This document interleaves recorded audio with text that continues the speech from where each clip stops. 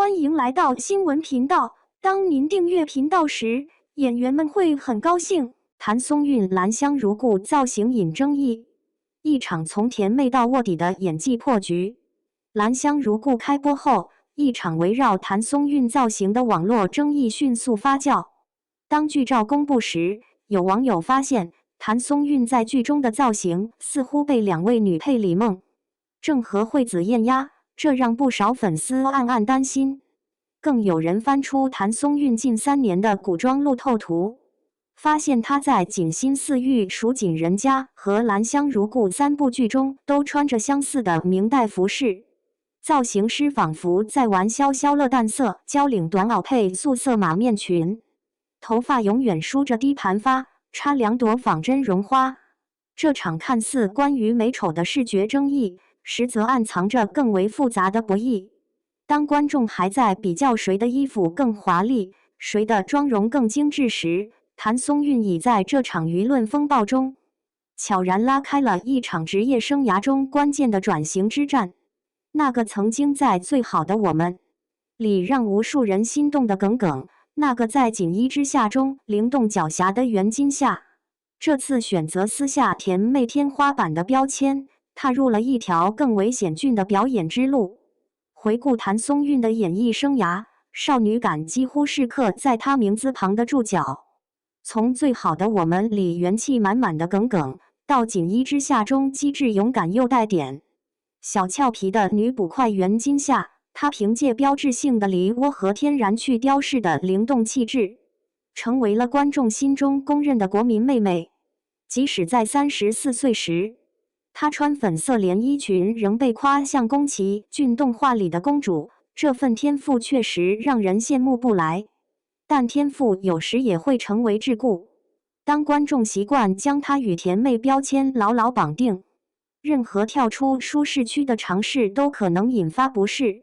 兰香如故中，谭松韵一人分饰2角，大学士府千金沈佳兰和底层丫鬟许兰香。前者是立于庭院时涟漪媚者，皱都透着风骨的端庄贵女，后者则是苟活于仇人府中的卧底，走路佝偻，说话不敢抬眼，连奉茶时手指关节都因隐忍而发白。这种从云端跌落泥淖的角色设定，与谭松韵过往的荧幕形象形成了极致反差。更令人惊讶的是，她在剧中需要从16岁演到80岁，跨度之大让人难以置信。为了演好80岁老妇，谭松韵提前半年观察老人生活，学奶奶砍价时句句戳要害的语调，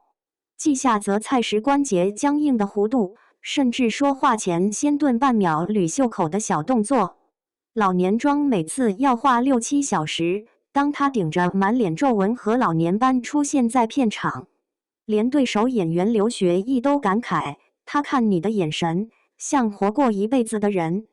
这种角色选择本身就是演员向市场发出的最明确的转型宣言。他不再满足于在舒适区内重复成功，而是主动寻求更具挑战性、更复杂的角色来拓宽自己的表演边界。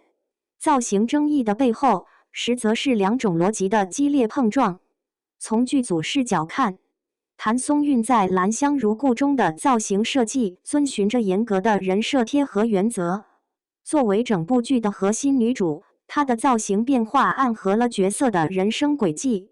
丫鬟时期的深蓝色衣裙，领口点缀浅蓝纹样，下半身采用蓝绿色跳色设计，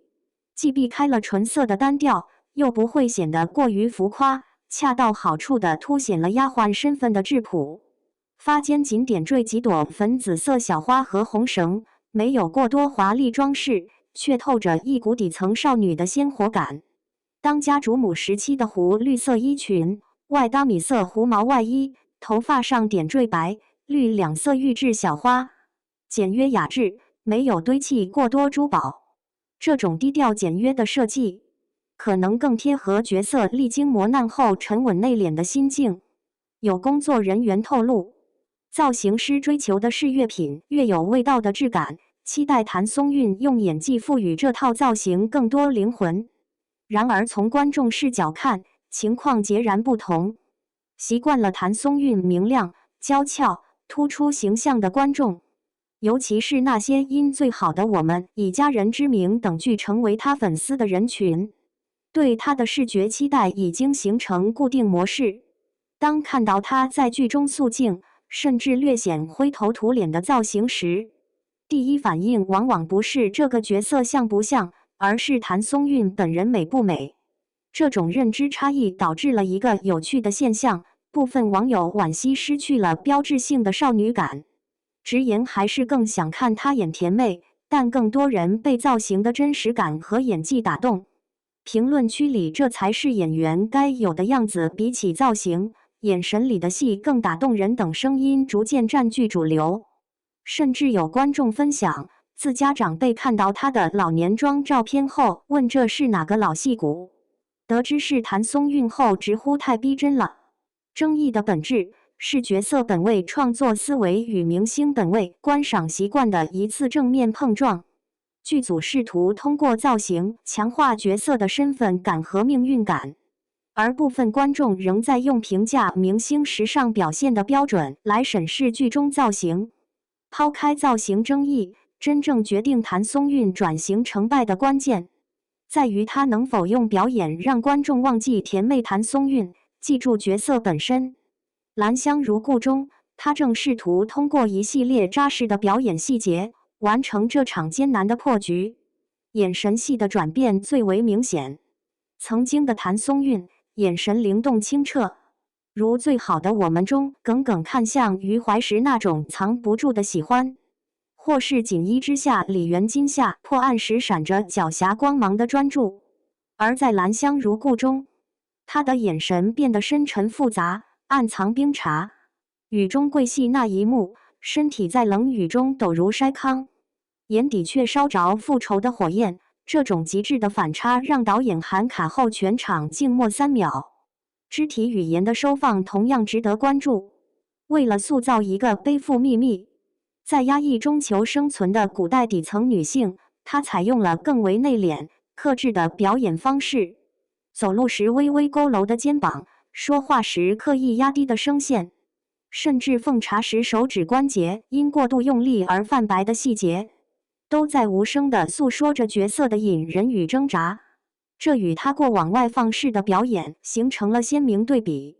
一人分饰两角的差异化处理，更是展现了他作为演员的可塑性。作为千金沈佳兰时，他站立时连衣袂褶皱都透着风骨；化身丫鬟许兰香后，整个人的气场都发生了微妙变化。有观众注意到，他演丫鬟时连呼吸的节奏都变得小心翼翼，仿佛随时在警惕周围的环境。这些表演细节的积累，让角色逐渐摆脱了造型的束缚。当观众开始讨论许兰香下一步会怎么做，而不是谭松韵穿得漂不漂亮时，这场演技破局战就已经取得了阶段性胜利。谭松韵的案例并非孤立，在娱乐圈，演员突破舒适区往往伴随着巨大的舆论风险。当观众的记忆成为演员的牢笼，经典角色标签化变成了转型路上沉重的枷锁。这种矛盾本质上源于多方力量的交织，观众的认知惯性、行业的流量逻辑，以及演员自身的突破能力。从行业角度看，资本倾向于重复成功模板，流量演员常被批量安排同类角色，用标签化表演降低市场风险。这种流水线生产导致演员像提线木偶，缺乏鲜活人性。谭松韵此前连续出演《锦心似玉》《蜀锦人家》等同类型古装剧，可能正是这种行业逻辑的体现。但当她选择在《兰香如故》中彻底撕掉娃娃脸只能演少女的标签时，无论短期口碑如何波动，这次大胆尝试都标志着他主动寻求戏路拓宽的关键一步。这是积累厚重角色经验、摆脱类型化定位的重要过程。正如有些演员的转型路径所示，先从偶像剧起步积累人气，再通过反差角色打破固有印象，最终在复杂角色中证明自己的演技深度。在流量明星扎堆追求冻龄美感的当下，谭松韵的选择显得尤为可贵。从职场剧的大妈造型到古装剧的老年妆，她用造型为角色服务，而非让角色迁就形象。这种以演技为核心的转型思路，虽然短期内可能面临争议，但从长远看，却是演员延长艺术生命、实现可持续发展的必然选择。舆论争议在何种程度上能成为演员反思与成长的催化剂，这取决于演员如何看待外界的评价。如果只是将批评视为否定，可能会陷入自我怀疑，但如果能从中识别出有价值的反馈，调整表演策略，那么争议反而能推动表演能力的提升。兰香如故的造型争议，表象是审美讨论，内核是谭松韵一场艰难的转型突围战。这场战役的胜负关键，不在于一时一地的造型比较，而在于他能否凭借表演让角色真正立住，从而重塑观众认知。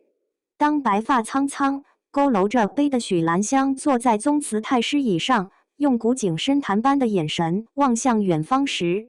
那个曾经演活了高中生耿耿的甜妹已经远去，留下的是一个在表演道路上不断探索、勇于突破的演员谭松韵。你觉得谭松韵这次转型成功吗？是造型拖了后腿，还是演技盖过一切？评论区聊聊你的看法。